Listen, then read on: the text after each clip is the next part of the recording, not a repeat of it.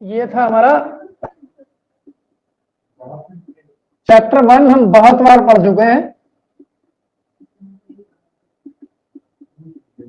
मतलब आप कॉन्सेप्ट पूछना है तो पूछ लीजिए, उसमें कोई दिक्कत तो नहीं, अभी बताना है। या पूछना होगा तो पूछ लेंगे, पूछ तो रही है, पूछना होगा। अभी फिर बताना है कि रीड कहाँ कहाँ से क्या क्या करना है स्पेशली। तो सबसे पहले तो हमने बोला था कि जो इस चैप्टर का स्टार्ट है इलेक्ट्रिक चार्ज, ठीक है। इलेक्ट्रिक चार्ज इसमें क्या होता है, क्वेश्चन वहीं से आते हैं, कुछ नया नहीं आता ऐसा जो तुम लोग हेजिटेट हो जाते हो एकदम कुछ। बस प्रॉब्लम क्या होती है कि हम क्वेश्चन सही से रीड नहीं करते हैं, वो पूछना कुछ और चाहता है, तुम आंसर कुछ और दे देते हो जल्दी में, अरे ये तो पढ़ा हुआ है, ये आता है। तो एग्जाम में ऐसे सारे डाउट्स निकाल के जाओ दिमाग में, ठीक है। और एग्जाम वाले दिन जब भी किसी भी चीज का एग्जाम हो तो ये दिमाग में होना चाहिए कि जितनी चीजों को तुम समझते हो ये तुम्हारे लिए खराब है, वो सारी की सारी हो सकती है, सबकी पॉसिबिलिटी है। जैसे घर से निकले ऐसा लग रहा है कि I am not feeling well, बोला तो मतलब जितनी बैड चीजें सारी इमेजिनेशन में रहनी चाहिए, तो वो सब कुछ हो सकता है। उसके बाद भी तुम्हें एग्जाम देना है और उसे पास आउट करना है अच्छे मार्क्स से, वो विल पावर और कॉन्फिडेंस के साथ पॉसिबल होता है। तो यहाँ फिलहाल टॉपिक जो था हमारा छोटा सा इलेक्ट्रिक चार्ज है, सबको पता है क्या है, बेसिक प्रॉपर्टी ऑफ मैटर है, इनहेरेंट प्रॉपर्टी ऑफ मैटर है, सबको पता है। इसके बाद क्वेश्चन आते हैं इसकी प्रॉपर्टीज पे। तो मेनली 4 प्रॉपर्टीज हम यूज करते हैं। कौन कौन सी? सबसे पहले कौन सी? पहले और बाद का कोई मतलब नहीं है। एडिटिव नेचर है चार्ज का, मतलब इस वोल्ट को अगर हम बहुत सारे पार्ट्स में डिवाइड कर दें और अलग अलग पार्ट्स को अलग अलग चार्ज दे दें तो टोटल वोल्ट का चार्ज क्या होगा? जैसे हम स्केलर क्वांटिटी ऐड करते हैं, सबको ऐड कर देंगे, 10, 2, 5, 6 जो भी गिवन है पार्ट वाइज अगर डिवाइड करते हैं। दूसरी प्रॉपर्टी है, हाँ, कंजर्वेशन लॉ फॉलो करता है। ये कंजर्व रहता है किसी भी सिस्टम का। कब? इसमें एक थोड़ा पेच है, कंजर्वेशन। एनर्जी भी पढ़ते हो आप लोग, मोमेंटम भी पढ़ते हो, लीनियर एंड एंगुलर, और चार्ज भी पढ़ते हो, लेकिन यह थोड़ा सा डिफरेंस है कंजर्वेशन लॉ ऑफ चार्ज में और जनरल एनर्जी लॉ में। बेसिकली तो एनर्जी लॉ है ये भी, लेकिन जो वर्डिंग है उसमें एक चेंज है, उसी पे फोकस कराना चाहना, इसलिए शॉर्ट रिवीजन है। वो वर्डिंग में है, for an isolated system the charge remain conserve और constant. System must be isolated तब। फॉर एग्जाम्पल, वो जो एग्जाम्पल हम लोग पढ़ते हैं, when we rub the glass rod with the silk cloth and ebonite rod with the glass, sorry with the cat's skin, है ना, they acquire the power to attract the small pieces of paper. Glass rod become positively charged and the silk, sorry, ebonite rod become negatively charged. ठीक है, ये तो पढ़ते ही हम। लेकिन ये कंजर्वेशन कब फॉलो करेगा? सिस्टम कौन सा हुआ? पहले वाली कंडीशन में ग्लास रॉड और सिल्क क्लॉथ एक सिस्टम है, दूसरे वाली में एबोनाइट रॉड और कैट्स स्किन या फर जो बोलते हैं, तो वो एक सिस्टम है। सिस्टम आइसोलेटेड होने का मतलब क्या है? It can not be affected by the surrounding, surrounding से अफेक्टेड ना हो तो। फॉर एग्जाम्पल, ग्लास रॉड ने 10 इलेक्ट्रॉन लूज किए तो इट बिकम पॉजिटिवली चार्ज, है ना। उतने ही सारे के सारे electron must be gained by the silk cloth. Silk cloth को 10 इलेक्ट्रॉन मिलने चाहिए, तभी तो उतना पॉजिटिव उस पर आएगा, उतना निगेटिव उस पर आएगा। लेकिन अगर हम सपोज करें कि ग्लास रॉड ने 10 लूज किए, उसमें से 2 सराउंडिंग में चले गए एयर में, तो सिल्क को कितना मिले? 8। तो in this situation the charge appear on the glass rod is positive equals to the 10 electron, charge on the silk cloth is equals to negative and equals to the 8 electron. ठीक है, तो the conservation law is not over here. First condition में before rubbing charge कितना था? 0। After rubbing कितना आएगा? 10 minus 8 equals to 2 electron. यहाँ conservation follow नहीं कर रहा, लेकिन जब हम सिस्टम को आइसोलेटेड अज्यूम कर रहे हैं, बस यही एक ही वर्ड पे फोकस करना है, बाकी तुम लोगों को मालूम है कंजर्वेशन क्या होता है। नेक्स्ट होता है, हाँ, ग्लास रॉड पॉजिटिव, अभी इस पर ही बात करेंगे। अब क्वांटाइजेशन, क्वांटाइजेशन का इसको भी हटाओ। क्वांटाइजेशन में जो जरूरत है वो एक चीज, सिर्फ इस पर बेस शॉर्ट वाली कहलाते हैं। क्वांटाइजेशन तो पता ही है तुम लोगों को। क्वांटाइजेशन का प्रॉपर मीनिंग है ये, the charge must be integral multiple of the charge on electron, that is elementary basic charge. हाँ, प्लस माइनस तो हमारी कंडीशनल है, लेकिन बेसिकली तो ये एन ही है, तो प्लस माइनस भी लिख सकते हो, वो भी प्रॉपर वे है। प्लस माइनस का मतलब क्यों चार्ज एक इलेक्ट्रॉन लूज कर रही है एक ऑब्जेक्ट और एक गेन कर रहा है ना, जो लूज कर रहा है उसमें प्लस और जो गेन कर रहा है उसमें नेगेटिव, क्योंकि नेगेटिव चार्ज गेन कर रहा है वो पूरा से। और इसमें ध्यान रखने वाली दो कंडीशन है, वो क्या है, at the microscopic level the quantization is valid. At the microscopic level, जब बहुत बड़ा अमाउंट चार्ज का ट्रांसफर होगा, बहुत बड़ा अमाउंट मतलब जैसे आपने एक ऑब्जेक्ट से दूसरे ऑब्जेक्ट में 1 बिलियन इलेक्ट्रॉन ट्रांसफर कर दिए, है ना, तो ये बहुत बड़ा अमाउंट हो गया और इसकी उस कंपेरिजन में 1 इलेक्ट्रॉन का चार्ज नेग्लिजिबल हो गया, है ना, 1.6 × 10। तो मैक्रोस्कोपिक पे इसको इग्नोर करते हैं, यानी कि वैलिड नहीं है, वैलिड है इग्नोर करते हैं। माइक्रोस्कोपिक पे इसको फॉलो करते हैं प्रॉपर। जो यहाँ काम की बातें बस सिर्फ बोर्ड डिस्कस कर रहे हैं, बाकी ये सब कुछ पता है, तुम लोग को बहुत बार पढ़ा चुके हैं, इसके सारे क्वेश्चन तुम लोग कर चुके हो, सारे प्रॉपर आंसर भी दे चुके हो ऑलमोस्ट।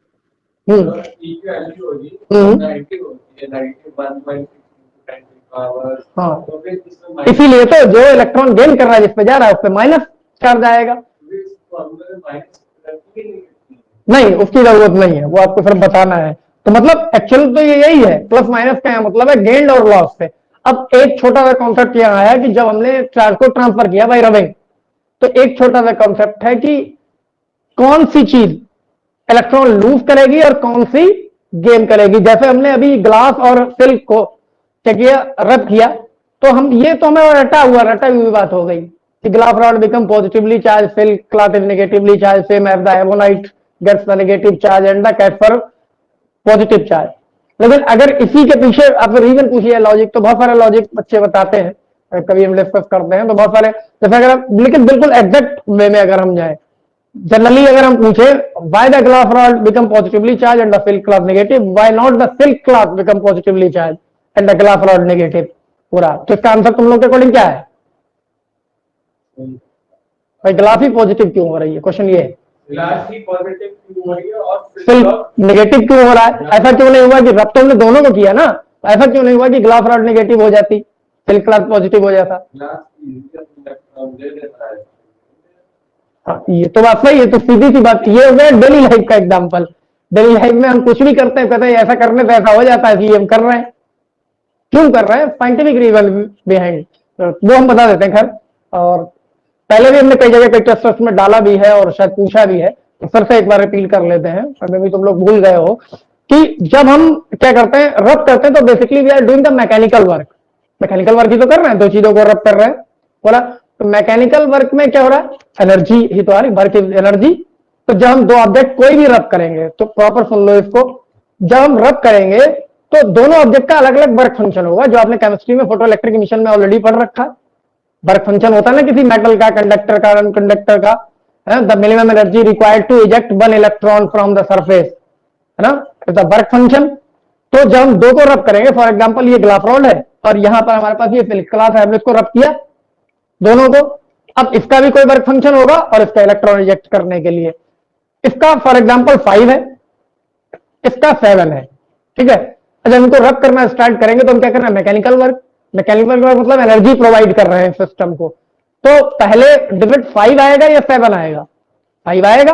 तो जैसे ही हमारा वर्क इक्वल टू 5 जूल होगा, इसके वर्क फंक्शन वर्क हो गया, तो ये क्या करेगा, ये इलेक्ट्रॉन इजेक्ट करना शुरू कर देगा। 7 पे तो हम बाद में पहुंचेंगे, और जब सिस्टम आइसोलेटेड है तो ये अगर इजेक्ट करेगा तो ये गेन कर लेगा। तो that's why glass rod has the lower work function as compare to the silk cloth. That's why it loses the electron and the silk gain the electron. Clear है ना, कोई डाउट तो नहीं है? ठीक, तो भी ध्यान रखना, वर्क फंक्शन बेस्ड है ये पूरा। और जो फोर्थ प्रॉपर्टी है हमारी, वो होता है चार्ज इज इनवेरिएंट। इनवेरिएंट का मतलब आप ऑलरेडी जानते हो क्या है, it is not affected by the motion of object which have the charge. जिसके ऊपर चार्ज है उसका मोशन किसी भी स्पीड से हो रहा है, लेकिन ये हम अज्यूम कब तक करें, न्यूटनियन मैकेनिक्स में अज्यूम कर रहे हैं। यहां भी एक पेज है, वो भी बता देते। इनवेरिएंट कब तक है, न्यूटनियन मैकेनिक्स में, जब तक हम न्यूटन लॉ ओबे करा रहे हैं। एक पर्टिकुलर सिचुएशन आती है जो आइंस्टाइन थ्योरी ऑफ रिलेटिविटी की, जिसके अकॉर्डिंग काइनेटिक मास किसी चीज का इस फॉर्मूले पर डिपेंड करता है। सबने पढ़ा, 11th में भी था, है ना, फर्स्ट चैप्टर में क्वेश्चन भी था डायमेंशन में, वैसे पढ़ा होगा ना। The kinetic mass is equals to the rest mass divided by √1 minus v square upon c square, where b is the speed and c is the speed of light। सबको पता है, अगर किसी सिचुएशन में ये इक्वल हो जाए b and c, किसी भी कंडीशन में अगर ये सपोज कर लें, तो ये बन हो जाएगा टर्म 1 माइनस 1 0 हो जाएगा, square root of 0 is also 0, और anything divided by 0 gets infinity, है ना। तो मास जब इनफाइनाइट हो गया तो no force can accelerate the mass if the mass is infinite. Concept के पीछे आना बोला, तो कोई फोर्स एक्सिलरेट कर ही नहीं सकता इस कंडीशन में। तो यहां जो सिचुएशन है ये मास वेरिएशन के अकॉर्डिंग ले रहे हैं, लेकिन चार्ज अब भी इनवेरिएंट है किसी भी सिचुएशन में जाके। लेकिन अगर ये मास इंफिनिटी हो गया तो चार्ज भी तो चेंज होना चाहिए, क्योंकि चार्ज आएगा किससे, मास किससे बढ़ेगा, मैटर पार्टिकल से। Matter particles are electron, protons and neutrons, all have the masses. पूरा मास भी सबके हमें पता है, न्यूट्रॉन का, प्रोटॉन का, इलेक्ट्रॉन का। तो मास अगर बढ़ के इन्फिनिटी तक जा रहा है मीन्स उसके अंदर का चार्ज भी तो बढ़ रहा हो, नहीं बढ़ रहा हो पूरा। तो यहां ये सिचुएशन थोड़ा कंफ्यूजिंग हो जाती है। अभी हम इसको डिस्कस नहीं कर रहे हैं, बहुत डीप क्वेश्चन तुम लोगों के लेवल पर नहीं आएंगे, पूरा आगे हम उनको भी डिस्कस करें। फिलहाल इनवेरिएंट में हमें इतना ही ध्यान रखना है अभी कि तुम्हारे स्टैंडर्ड तक चार्ज इनवेरिएंट है और इसका मोशन पे कोई इफेक्ट नहीं पड़ने वाला है, ठीक है। तो ये 4 प्रॉपर्टी है। तो ये तो हमारा छोटा सा टॉपिक था, इससे रिलेटेड कोई भी क्वेश्चन आपसे पूछा जा सकता है। इवली हमें तुम लोगों पे कॉन्फिडेंस है, ये कर ही लोगे, इनमें से कोई भी क्वेश्चन आया। अब चार्ज के बाद जो आता है वैसे आता है इलेक्ट्रिक फील्ड। तो हमने कल बोला था इलेक्ट्रिक फील्ड को हमें ज्यादा फोकस नहीं करना, ये हमें ऑलरेडी पता ही है कि एक चार्ज है, जहां कहीं भी इसको हम प्लेस करेंगे ये अपने चारों तरफ एक फील्ड जनरेट कर लेता है, जिसमें ये किसी दूसरे चार्ज को अट्रैक्ट या रिपल कर सकता है, मतलब अपना इफेक्ट उस पर डाल सकता है, वो इलेक्ट्रिक फील्ड है। और ये इलेक्ट्रिक फील्ड हम रिप्रेजेंट किससे करते हैं, बाय द इमेजिनरी लाइंस, जो एक्चुअल में है ही नहीं, इलेक्ट्रिक फील्ड लाइंस। उनको पढ़ना है, उनकी प्रॉपर्टीज को ठीक से पढ़ना है। जैसे यहां पे अगर हम पूछे how many electric field lines are 1 coulomb, Nitin को सबसे पहले ध्यान आएगा ये क्वेश्चन, 1 कूलम चार्ज में कितनी इलेक्ट्रिक फील्ड लाइंस होंगी, 1 पॉइंट क्यों होंगी, किससे फाइंड करोगे, हाँ Q/ε0 से। तो ठीक है, इस तरीके से मेन प्रॉपर्टी वही है जिस पे क्वेश्चन आते हैं, दे नेवर इंटरसेक्ट वेदर। बाकी सब तुम लोगों को पता है, पॉजिटिव चार्ज से ओरिजिनेट होती है, नेगेटिव पे जाके एंड हो जाती है। एक जो छोटा कंसेप्चुअल की बात है वो हम पूछ लेते हैं। यहां हमने रख रखा है 10 कूलम ऑफ चार्ज पॉजिटिव, और यहां हमने रख रखा है 8 कूलम ऑफ चार्ज नेगेटिव, ठीक है। तो हमें पता है यहां पे इलेक्ट्रिक फील्ड लाइन ओरिजिनेट होंगी, क्या यहां पर आकर टर्मिनेट हो जाएंगी, सारी नहीं होंगी, मतलब कुछ यहां आकर टर्मिनेट हो जाएंगी। मतलब इक्वल जितनी electric field lines 8 coulomb equal charge में रहेंगी उतनी यहां टर्मिनेट हो जाएंगी, बाकी आगे जाएंगी कहां तक, अप टू इनफाइनाइट है, जब तक इनको 2 कूलम का वो चार्ज नहीं मिल जाता, ठीक है। तो ये कॉन्सेप्ट यहीं से क्वेश्चन घुमा फिरा के जो पूछे जाते हैं वो यहीं से, कि एक पॉजिटिव दे दिया, अगर वो इक्वल है तो टर्मिनेट हो जाएंगी, इक्वल नहीं है तो they are moving toward the infinity, जहां तक इनको उतना नेगेटिव नहीं मिलेगा। तो इसमें भी ये तो हमने वैसे ही मना किया था कि इतनी बार तुम लोग पढ़ चुके हो, बेसिकली इसका फॉर्मूला यूज होता है। वो फॉर्मूला क्या था, electric field intensity at any point is given by not, है ना। तो यहां पर हम फॉर्मूला ये लिखते हैं, या दूसरा फॉर्मूला, ये बहुत रेयर क्वेश्चन है, नॉर्मली कई बार पूछा गया है, limits q tends to 0 that is f/q। ये 2 तरीके हैं लिखने के, सेम फॉर्मूला है, 2 तरीके हैं, पहले तरीका ये है और दूसरा तरीका ये है। इसमें what does q stand for, q0 का मतलब क्या है, टेस्ट चार्ज, और भी कुछ है नहीं, कुछ और थोड़ा प्रॉपर एक्सप्लेन कर सकते हो,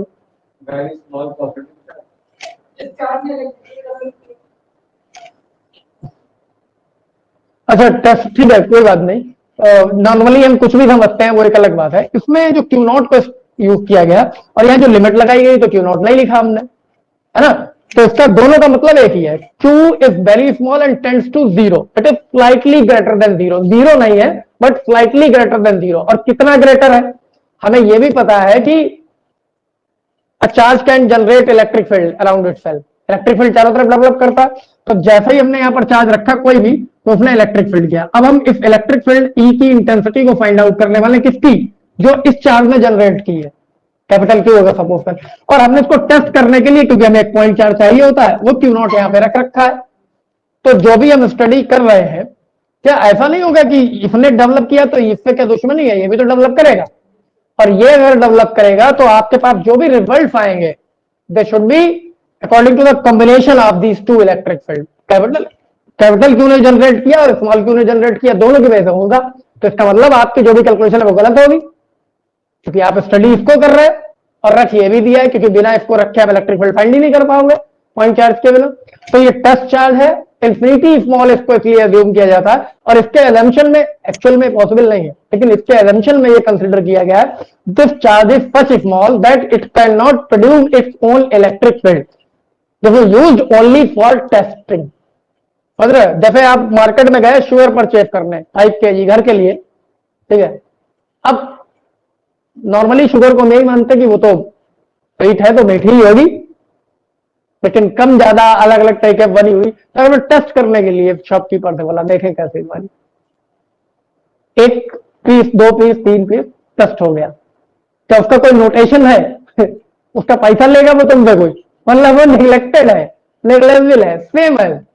ये क्यू नॉट सिर्फ इसको टेस्ट करने के लिए यूज किया जा रहा है, ये इतना छोटा है कि खुद का कोई इलेक्ट्रिक फील्ड जनरेट नहीं करेगा। तो concept behind the topic is this, the Q not is NCT small and it can not generate its own electric field, इसलिए यूज किया जा रहा है। ठीक है ना, आगे बढ़ते हैं। ये बाकी कुछ माला नहीं होने वाला, इनसे सब तुम लोगों का पढ़ा हुआ है, लेकिन ये है कि जब कोई मैसेज एक से दूसरे, जैसा र्यूमर बहुत जल्दी फैलती है, एक से दूसरे को कन्वे होता है तो वो इजिली अंडरस्टैंडेबल होता है, ज्यादा जल्दी समझ में आ जाता है, र्यूमर भी समझ में आ जाती है, जो सही ना हो ये तो सब कुछ सही है। तो इसलिए जब हम बता रहे हैं तो वो तुम तक जल्दी पहुंचेगा क्विकली, बजाय जब तुम खुद बुक से पढ़ते हो। ये सारी चीजें बुक्स में होती है, हम कहीं लाया तो लाए नहीं है, या कोई भी टीचर लाया तो वो भी स्टडी करके कहीं ना कहीं से, बट ये है कि जब मेरी वॉइस पे तुम तक ये ट्रांसफर हो रहा है तो उस पर तुम्हारा फोकस ज्यादा चला जाएगा, बस इतना पर्पज है, बाकी ये सब कई बार पढ़ा चुके हैं। इलेक्ट्रिक, अब जो नेक्स्ट टॉपिक हमने बताया था इलेक्ट्रिक फील्ड लाइन पढ़ने को, उसको हमने डिस्कस कर लिया, फिर प्रॉपर्टी पढ़ लेना, काम चल जाएगा। फिर हमने बताया था इलेक्ट्रिक डाइपोल, इलेक्ट्रिक डाइपोल इस टॉपिक पे आते हैं, इस पे बेस्ड कई सारे क्वेश्चन आते हैं। तो सबसे पहले तो हमें पता ही है इलेक्ट्रिक डाइपोल क्या है, इसे यहां पढ़ाने का तो ये टाइम है नहीं, फिर भी एक बार शॉर्ट नोटेशन ले लेते हैं। ये इलेक्ट्रिक डाइपोल है, ठीक है, a system in which 2 equal and opposite charge are placed at a very infinitely small distance together is said to be electric dipole। अब जैसे इसके एग्जांपल आपको हो सकता है कोई मॉलिक्यूल्स गिवन है, 4 या 5 मॉलिक्यूल दे दिए, आपको select the electric dipole in the given. तो मॉलिक्यूल्स आपको पता होना चाहिए which one is polar and which one is non polar. Polar होते हैं उनमें क्या होता है, charges of centre of positive and negative charges are separated in a molecule, and non polar में क्या होता है, centre of positive and negative charge coincide together, तो वहां तो डिस्टेंस है ही नहीं बिल्कुल। तो जो पोलर मॉलिक्यूल्स आपको मिल रहे हैं all are the examples of electric dipole. ठीक है, कोई ऐसा बड़ा इशू नहीं है, छोटा सा टॉपिक है, सिर्फ फोकस करना है तुम लोग को, क्योंकि अगर डाइपोल पढ़ रहे हो तो उनमें किन चीजों पे हमारा फोकस होना चाहिए। दूसरे, ये जब डाइपोल हो गया तो इसकी कुछ कंडीशन इलेक्ट्रिक फील्ड में आती है, ये डायरेक्ट फॉर्मूले पे क्वेश्चन आता है, वो सब तुम लोगों को पता है already. Work done in rotating a dipole in the electric field, तो वर्क डन का फॉर्मूला शायद सभी ने पढ़ रखा है, P cos θ1 माइनस cos θ2। ठीक है, यही वर्क डन कन्वर्ट हो जाता है in the form of potential energy in a particular situation. है वर्क ही, लेकिन ये पोटेंशियल एनर्जी कब कंसिडर किया जाएगा, when the initial value of means θ1 is 90 degree, जब डाइपोल को किसी इलेक्ट्रिक फील्ड में परपेंडिकुलर रखा गया हो और उसके बाद से आप डिवायरेबल पोजीशन तक उसको रोटेट करें, तो उस डिवायरेबल पोजीशन जैसे फॉर एग्जांपल θ 90 है पहले, और फिर आपने उसको 30 डिग्री और रोटेट कर दिया, तो डिवायरेबल पोजीशन आपकी 30 थी, जिस पोजीशन पे आप ले गए, तो θ2 की एक पर्टिकुलर वैल्यू, θ1 पहले से 90 था, cos 90 इज 0, ये सबको पता है। तो वही वर्क क्या हो जाएगा, stored as the potential energy. तो इसीलिए फॉर्मूला चेंज हो गया, इस वर्क को हम क्या कर देते हैं उस सिचुएशन में जब θ1 हम 90 कंसीडर कर रहे हो और θ2 एनी एंगल डिवायरेबल पोजीशन 30 60 45 जो चाहे, तब क्या हो जाता है, इस यहीं पे ये फॉर्मूला, इसको 0 प्लेस करें, ये cos θ2 को थीटा में रिप्लेस करें, ये कन्वर्ट हो गया P cos θ। ठीक है,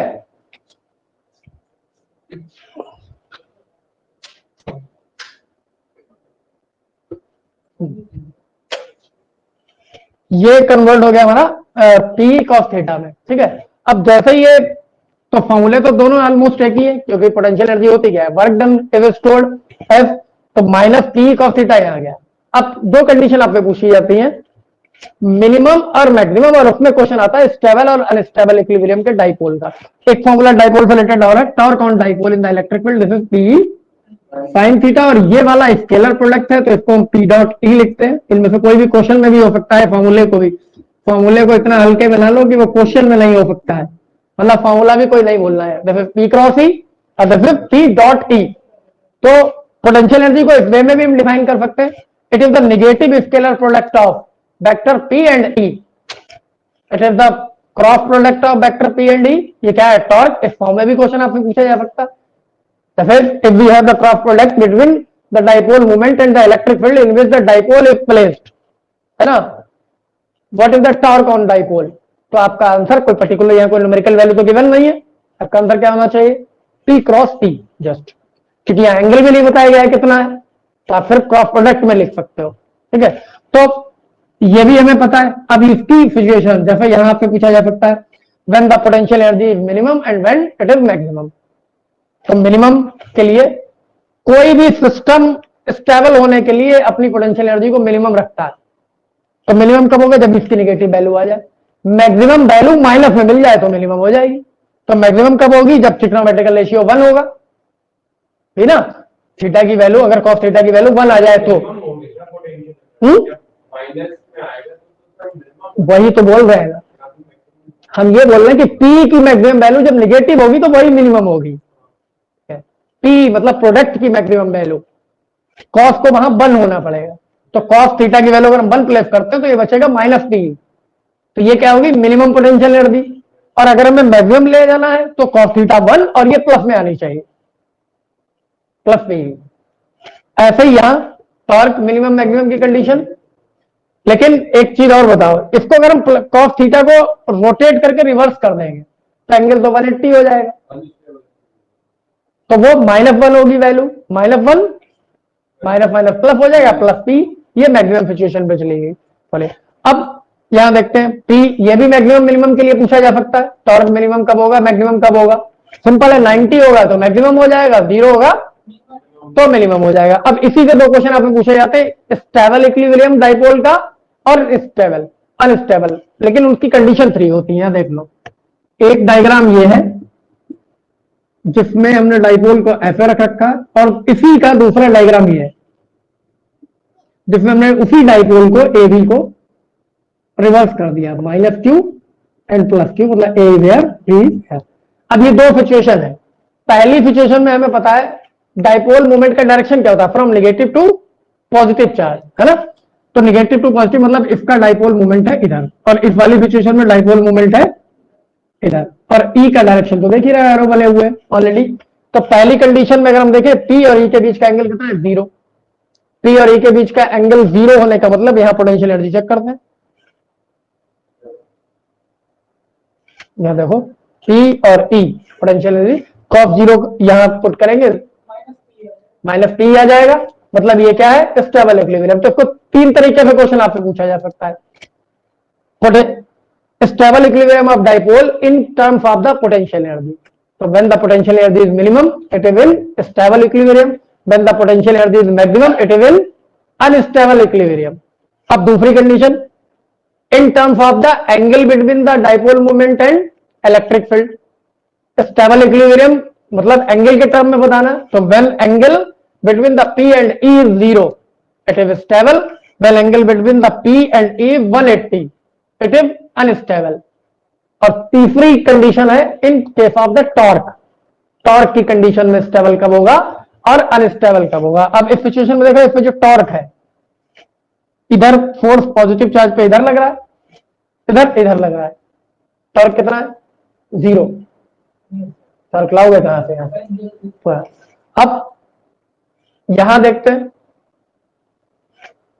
टॉर्क की कंडीशन में बता, मतलब वो तो तुम्हें पता ही है, स्टेबल के लिए थीटा कितना था, 0। यहां 0 पुट किया, यहां से देख लो फॉर्मूले से, sin 0 मतलब 0, टॉर्क 0 हो गया स्टेबल में। अनस्टेबल में जैसे पुट करोगे थीटा 180 हो गया, थीटा 1 फिर 0 फिर 0 हो गया, तो मतलब दोनों सिचुएशन में टॉर्क 0। सर एक क्वेश्चन था कि sir non uniform electric field में हम लोग हाँ उसी पे आ रहा है, उसी पे आ रहा है। अब ये सब बात हमने डिस्कस की यूनिफॉर्म इलेक्ट्रिक फील्ड के लिए। अब इसके कुछ क्वेश्चन नॉन यूनिफॉर्म के लिए आते हैं। जैसे डाइपोल अगर नॉन यूनिफॉर्म में रखा गया है तब क्या होगा? तब कंडीशन है कि अगर ये नॉन यूनिफॉर्म है, मतलब ये पॉइंट टू पॉइंट यूनिफॉर्म का मतलब इसको ऐसे डिवाइड करते हैं। नॉन यूनिफॉर्म अगर ये हुआ तो अगर ये चार्ज इसको जनरेट कर रहा है, पहले से डिस्टेंस इस लाइन से r1 है, दूसरी लाइन से r2 है and so on, next line 3 है, तो इसका मतलब इस पूरी लाइन पे आने वाले पॉइंट पर इलेक्ट्रिक फील्ड सेम होगा, है ना?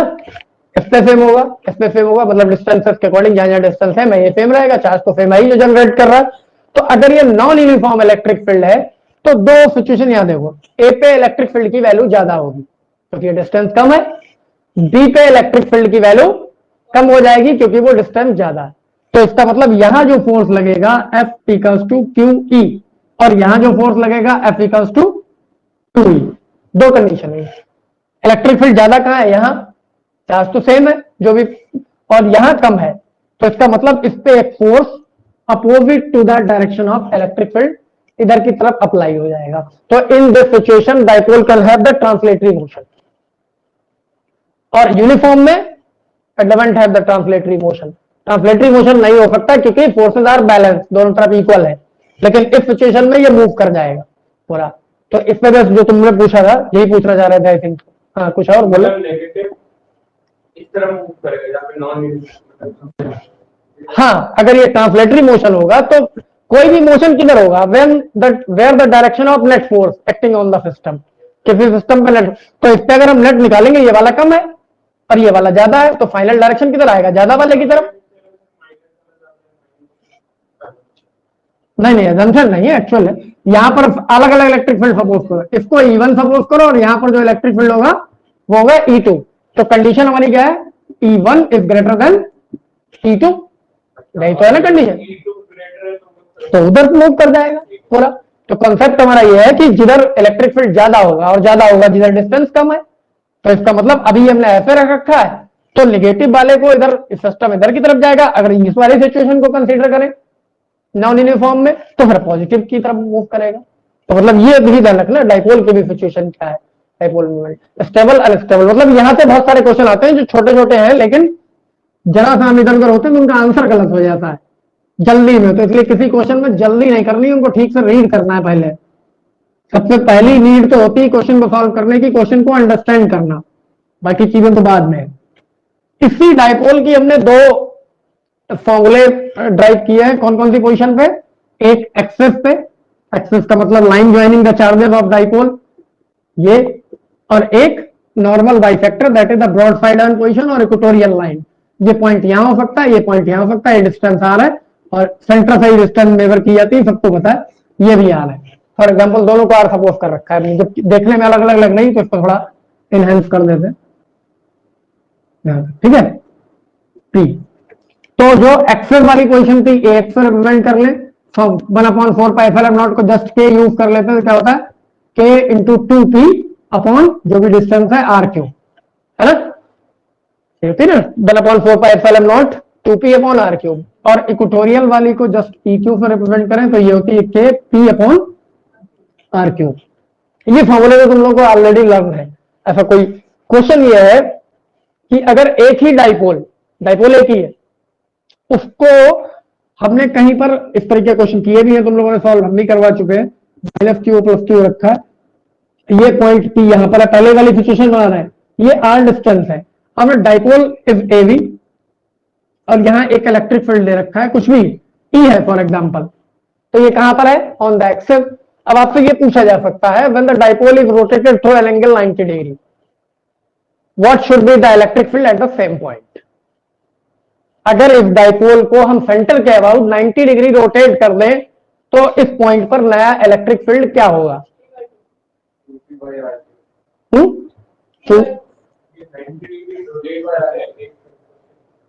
मैंने कहा कि डाइपोल अभी ऐसे, इसकी एक्सेस पे इलेक्ट्रिक फील्ड ही है पी पॉइंट पे। अगर इस डाइपोल को हम सेंटर के अबाउट 90 डिग्री रोटेट कर दिया हमने, जस्ट 90, तो इस पॉइंट पर इलेक्ट्रिक फील्ड की नई वैल्यू क्या होगी? P by R cube.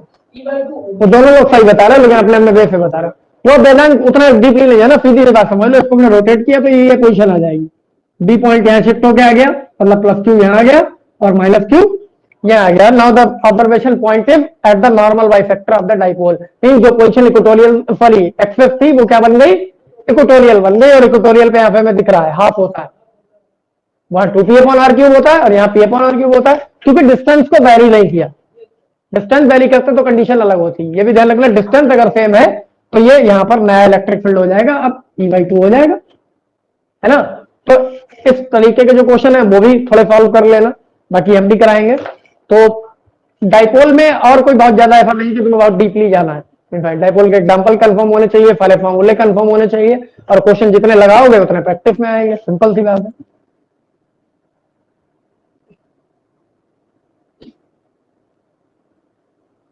लवी आज स्नेहा कहाँ गायब हो गई? खैर, डाइपोल के अलावा आपने बताया था इलेक्ट्रिक फ्लक्स। इलेक्ट्रिक फ्लक्स का मतलब दोनों इंक्लूड है, ये गॉसेस थ्योरम। इलेक्ट्रिक फ्लक्स का यूटिलाइज हम इसी में करते हैं, गॉसेस थ्योरम में। तो इलेक्ट्रिक फ्लक्स हमें पता है formula phi equals to E dot ds या dA लिखते हैं इसको जनरली, ये डी फाई यूज करते हैं, और फाई जब लेते हैं होल सरफेस के लिए तो integration of P dot ds, ठीक है ना, यही फॉर्मूला है।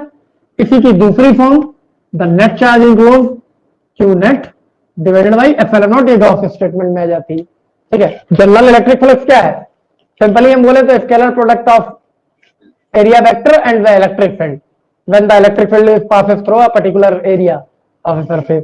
तो यहां ये फॉर्मूला हमें ऑलरेडी पता है। गॉस थ्योरम का स्टेटमेंट क्या है गॉस लॉ का, the electric flux associated with a close surface. Question में ये भी देख लेना सरफेस एक्चुअल में क्लोज है या नहीं है, पूरा close surface is 1/ε0 times of the charge enclose by that surface. यहां बहुत सारे कभी कभी डाइपोल तुम लोग बहुत जल्दी आइडेंटिफाई कर लेते हो, लेकिन कभी कभी दूसरे सिस्टम देते तो ये देख लेना कि इनसाइड जो चार्ज है वो कितना है। If generally हमें दे दिया dipole is placed inside a closed surface, what should be the electric flux associated with that surface? पता है net charge of dipole is 0, तो 0 ही रहेगा। बहुत छोटा टर्म है लेकिन ये मिसिंग रहता है हमसे, इसलिए बता रहे हैं। अब दूसरी सिचुएशन इसकी यह है कि ये इलेक्ट्रिक फ्लक्स हम कहीं भी कैलकुलेट कर सकते हैं, लेकिन यहां जो एरिया है, कोई भी एरिया ले लिया जिसका एरिया ए है, तो जो डेफिनेशन है उसके अकॉर्डिंग, प्रॉपर डेफिनेशन के अकॉर्डिंग अगर हम जाएं, the number of electric field lines, क्योंकि हर डेफिनेशन हमें मालूम होनी चाहिए क्योंकि उस पर बेस्ट पे क्वेश्चन भी आते हैं। The number of electric field line passes through a close surface normally gives the electric flux associated with that surface. एक तो जनरल डेफिनेशन जो हम पढ़ते हैं, the surface integration of electric field over a given surface is equal to the electric flux associated, और दूसरी number of electric field lines है जिसपे बेस्ड वो अभी हमने क्वेश्चन पूछा था, how many electric field lines are passes through the 1 coulomb of charge, या कितनी जनरेट करेगा वो 1 कूलम चार्ज। तो उसके लिए क्या करते हैं, फ्लक्स भी तो निकालते हैं, चार्ज को सपोज कर लेते हैं किसी भी स्फीयर में, किसी भी सरफेस में इनक्लोज है, क्यू को एप्सिलॉन नॉट से डिवाइड कर देते हैं, जो भी वैल्यू आती है वो आ जाती है number of electric field lines. तो कंडीशन ये कि नॉर्मली ये जो स्केलर प्रोडक्ट आया, ये आया क्यों, ये ऑलरेडी तुम लोगों ने पढ़ रखा होगा, E D F cos theta, है ना। ये तो क्लियर होगा ना कि क्यों आया है, कॉस थीटा कैसे इन्वॉल्व हुआ है। रीजन ये कि हम इलेक्ट्रिक फील्ड लाइन जो अज्यूम कर रहे हैं वो ऐसे पास हो रही है, ऐसे, तो ये कोई ना कोई एंगल फॉर्म कर रही है, किससे, एरिया वेक्टर से, ये एंगल थीटा। तो हमें क्या करना है, इस ई का इलेक्ट्रिक फील्ड लेना है passes through the normally area के परपेंडिकुलर वाला इलेक्ट्रिक फील्ड चाहिए। तो इसके दो कंपोनेंट, एक ये वर्टिकल जो कि ई साइन थीटा होगा और हॉरिजॉन्टल ई कॉस थीटा होगा। तो हम ये भी बोल सकते हैं the area vector and the component of electric field along the area vector, इनका प्रोडक्ट जो है वो फाई है, इलेक्ट्रिक फ्लक्स है। बाकी गॉस थ्योरम स्टेटमेंट आप लोगों ने पढ़ रखा है। दो डेरिवेशन इसमें शॉर्ट थे, जो डेरिवेशन अब आपसे नहीं पूछे जाने, लेकिन फिर भी फॉर्मूले तुम्हें पता होने। तो एक ये जो फॉर्मूला होता है for a linear charge distribution, linear charge distribution का फॉर्मूला क्या है, electric field due to a linear charge distribution. हाँ, डेंसिटी नहीं पूछ रहे हैं, इलेक्ट्रिक फील्ड, हाँ lambda by 2 pi epsilon naught R. But इसको बेसिकली इस वे में यूज करना तो जल्दी क्वेश्चन सॉल्व होंगे, ठीक है, क्योंकि ये वैल्यू हमें नोन होती है, वो हमें कैलकुलेट करनी पड़ती है। पता नहीं सर, कोई पूछता है, कोई और बता देते हैं, फिर वो जरा सा बताता है, फिर पता होता है। हाँ, वो उसी से तो बचना है। देखो, जो चीज तुम्हें नहीं आती किसी भी एग्जाम में, कंफर्मली तुम्हें नहीं आती, तुमने पढ़ी नहीं है, उसके बारे में कुछ जानते नहीं, वो छूट गई, कोई अफसोस नहीं, तो वो आपने पढ़ा ही नहीं था। लेकिन अगर जो आपने पढ़ा था, आपको आता था, क्वेश्चन ठीक से रीड करने की वजह से वो अगर छूट गया, तो फिर लौट के आने के बाद एग्जाम देके आने को लगता है अरे ये तो आता था, ये बिना वजह छूट गया। तो बस उससे बचना है। जो नहीं आता था उसका कोई इलाज नहीं है। जो चीज नहीं आती, फिलहाल अभी टाइम है, जो नहीं आता वो पढ़ा जा सकता है। लेकिन उसके बाद भी जब आप एग्जाम में अपियर ही हो जाते हैं, फिर अगर कोई चीज नहीं आ रही है, आती नहीं, हमने पढ़ी नहीं, देखी नहीं कभी, वो छूट गई, तो शायद बाद में अफसोस नहीं होता, बस ये होता है कि दोबारा पढ़ेंगे नेक्स्ट एग्जाम के लिए। लेकिन जो अगर आपको आता है और बाद में आपको देख लौट के देख रहे यार तो नोट्स में भी लिखा था, सर ने भी पढ़ाया था, ठीक है, हमें भी आता था और क्वेश्चन छूट गया है, वो ज्यादा पेनफुल है। उससे बचना है सबसे पहले। तो इसलिए जितना भी पढ़ रहा है वो सॉलिड हो। ये तो electric field due to linear charge distribution हो गया। और इसमें लैम्डा यूज सिर्फ किस लिए किया गया है? इसलिए यूज किया गया this distribution is up to infinity, infinite तक है पूरा। और दूसरा फॉर्मूला जो अब तुम लोग के सिलेबस में, electric field due to the charge metallic sheet by 2 इसमें एक कॉन्सेप्ट बता देते हैं। इसमें एक कंडीशन होती है, जो हेडिंग होती है उसको भी हमें फोकस करना होता है हर जगह। उसके अकॉर्डिंग क्या होता है? The electric field near due to a plane charge metallic sheet up to infinity या इनफाइनाइट मेटेलिक शीट, ठीक है, इनफाइनाइट तक यहां भी चार्ज डिस्ट्रीब्यूट है, उसका फॉर्मूला ये है। और इसमें क्या लिखा होता है? Thin metallic sheet. थिन पे जरा फोकस करते हैं, क्योंकि यहां पे क्वेश्चन गलत होने के चांस है। तो ये फॉर्मूला आपने पढ़ रखा है, ठीक है। अब किसी क्वेश्चन में आपको क्या किया? थिकनेस दे दी किसी मेटेलिक शीट की, थिकनेस, द थिकनेस, जैसे ही थिकनेस इन्वॉल्व हुई, और वो थिकनेस एक पर्टिकुलर नेग्लेक्टेबल नहीं है, जैसे आपको दिया है 0.0001 मिलीमीटर, नो डाउट ये थिन है, देने के बाद भी ये थिन ही कंसिडर की जानी। लेकिन आपको दिया thickness of the metallic sheet is 6 centimetre, ये थिन है क्या? नहीं है ना। तो इसका मतलब अगर थिक मेटेलिक शीट है, वो भले ही सिंगल है, तो उसमें फॉर्मूला चेंज होके दो शीट, हाँ, तो ये डबल शीट की तरह ट्रीट किया जाएगा, सिग्मा अपॉन एप्सिलॉन नॉट हो जाएगा। अब ये वो चीजें हैं जो तुम लोगों को मालूम होती है, क्वेश्चन छूटता है जल्दी में, इसलिए बात कर रहे हैं। हाँ, तो वहां चार्ज के 2 सरफेस होंगे, हाँ, तो वो 2 सरफेस कंसिडर कर रहे हैं, तो ये वैसा ही हो जाएगा, फिर 2 प्लेट्स के बीच का हम कंसिडर कर रहे हैं। हाँ, एक चीज और, वो तुम लोग थोड़ा शॉर्ट में पढ़ते हो, तो हम जरा यहाँ बात कर लेते हैं। ये 2 प्लेट्स हैं, पॉजिटिवली चार्ज और negatively charge, with the equal surface charge density, equal surface charge density, जिनमें से एक की पॉजिटिव है और एक की निगेटिव है, ये है ना। तो यहां जब हम यूज करते हैं इस कंडीशन में, एक पॉजिटिव है एक नेगेटिव है, तो सिंपल है, इलेक्ट्रिक फील्ड सिर्फ और सिर्फ यहां होता है, जो कितना होता है? Sigma upon epsilon not. तो इधर कोई इलेक्ट्रिक फील्ड होता है इक्वल टू 0 ना, इधर कोई इलेक्ट्रिक फील्ड होता है, दोनों पॉजिटिव हो जाए, हाँ, तब सिचुएशन अलग है, वही तो बता रहे हैं। इसलिए अब अगर इनको हम दोनों को पॉजिटिव या दोनों को नेगेटिव, सिमिलर, हाँ, अब इसमें क्या होगा? सरफेस चार्ज डेंसिटी और दोनों की इक्वल कंसीडर कर रहे हैं, तो यहां मिडिल में इलेक्ट्रिक फील्ड क्या हो जाएगा? 0, क्योंकि इस वाली का इधर और इस वाली का इधर, लेफ्ट राइट में होगा, सॉरी यहाँ 0 नहीं होगा, यहाँ कोई ना कोई वैल्यू होगी ई। जैसे ये फर्स्ट रीजन है तो फर्स्ट, और ये थर्ड रीजन है तो थर्ड, इसकी वैल्यू उसी फॉर्मूले के अकॉर्डिंग होगी, सिग्मा अपॉन एप्सिलॉन नॉट। अब एक सिचुएशन और ध्यान रखना, नॉर्मली हम लोग ये पढ़ते हैं, तो नॉर्मली हम फोकस करते हैं equal surface charge density, no matter one of them is positive and other one is negative, both are positive और बोथ आर नेगेटिव। इस पे थोड़ा ध्यान देना कि डिस्ट्रीब्यूशन ऑफ चार्ज अगर किसी क्वेश्चन में अलग अलग है, मतलब इसकी सरफेस चार्ज डेंसिटी अलग है और इसकी अलग है, one of them is greater than the other, तब आपको यही जो फॉर्मूला आप यूज कर रहे हो चेंज करके यूटिलाइज करने पड़ेंगे, जैसे हमने पढ़ाए थे। हाँ भाई, तब आपको डायरेक्शन फोकस करना पड़ेगा, मतलब ये जैसे ये पॉजिटिव प्लेट है, इस पे देखो हमने 4 प्लस बना दिए, इस पे 3 बना दिए, तो इसकी सरफेस चार्ज डेंसिटी सिग्मा 1 है, तो इसकी सिग्मा 2 है। अब ये सिचुएशन बदल गई, अब जब मिडिल में आप यूज कर रहे हो तो पॉजिटिव वाले की अवे है, निगेटिव के टुवर्ड्स है, यहाँ पर ऐड होंगी ये E1 प्लस E2। E1 का मतलब सिग्मा अपॉन 2 एप्सिलॉन नॉट, और दूसरे का मतलब सिग्मा 2 अपॉन 2 एप्सिलॉन नॉट, मतलब 1 upon 2 epsilon not is common, sigma 1 plus sigma 2। तब आप ये फॉर्मूला यूटिलाइज करेंगे अगर ये अलग अलग है पूरा। ऐसी सारी सिचुएशन, एक सिचुएशन बता दी हमने मिडिल में, ऐसा ही लेफ्ट में, ऐसा ही राइट में। आकाश ठीक है, ऐसे लेफ्ट में कंडीशन, सिर्फ डायरेक्शन देखने हमें जब डिफरेंट हो वो देख लेना पूरा। और वेदांत तुमने जो क्वेश्चन एक पूछा था हमसे, इन लोगों ने शायद वो नहीं पढ़ा है, रीड किया, तो क्वेश्चन किसी का नहीं कर लिया, कर लिया नवी पता है क्वेश्चन। अरे क्वेश्चन एक बहुत अच्छा पूछा था भेजा था। इन्होंने कहा कि एक चार्ज है क्यू और दूसरा चार्ज भी है क्यू, जिस ऑब्जेक्ट पे उसका मास भी है एम और इसका एम भी, इनका जो net force of the system जो है वो 0 है। Net force of the system is 0, ठीक है ना क्वेश्चन। तो क्यू बाई एम पता करना है क्या होगा। आकाश कौन सा कॉन्सेप्ट दिमाग में आ रहा है? Two objects having the equal masses that is M having the equal charges with the same nature Q are, हाँ, at are separated by a distance. Distance तो सेम होगी जब एक ही ऑब्जेक्ट रखा गया, लाइक ये स्क्वायर है, ये स्क्वायर है, इस पे चार्ज क्यू क्यू है, और ये क्या है, नेट फोर्स इन पे 0 है पूरा।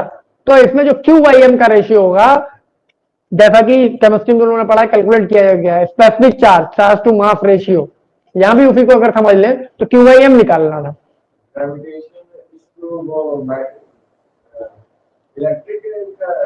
हाँ बिल्कुल सही सोचा तुमने, क्योंकि यहाँ पर दो चार्ज है तो इलेक्ट्रोस्टैटिक फोर्स अप्लाई होगा, और दो मासेस हैं तो ग्रेविटेशन लगेगा। चार्ज सिमिलर है तो रिपल्सन होगा due to the electrostatic force, और मास तो अट्रैक्टिव ही होते हैं हमेशा, ग्रेविटेशन। तो ये कंडीशन यूटिलाइज की जाएगी F E equals to F G, और इसके अकॉर्डिंग ये के सॉरी स्मॉल क्यू है, क्यू स्क्वायर अगर डिस्टेंस आर है तो R square is equals to, ये होता है जी m1 m2, दोनों का मास m है तो m square upon R square, ये आर स्क्वायर कैंसिल हो गया, Q square upon M square equals to 1 upon क्या हो जाएगा ये क्यों, और क्यू बाई एम का मतलब अंडर रूट 1 अपॉन क्या हो जाएगा, और क्या होता है 1 upon 4 pi epsilon not, this is 4 pi epsilon not, यही था ना, ठीक है। तो अभी जी बाकी है जी भी तो था यहाँ, अरे क्यू बाई एम निकाल लिया तो ये जी अपॉन के था ना एक्चुअली यहाँ पे,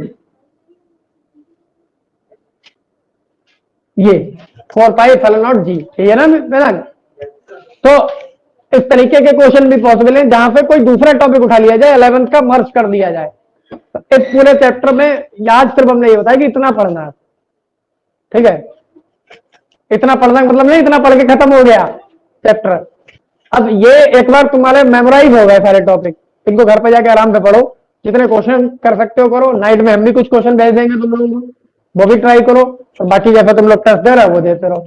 मतलब जब तक तुम लोगों का फर्स्ट टर्म का एग्जाम हो, हर चैप्टर के कम से कम 3 से 4 बार तुम्हारे टेस्ट दे चुके हो, 200 समथिंग मिनिमम 200 समथिंग क्वेश्चन कर चुके हो, जो कि ऑलमोस्ट हमें लगता है 100 फ्रॉम ईच तुम लोग कर ही चुके हो ऑलमोस्ट, इससे ज्यादा ही।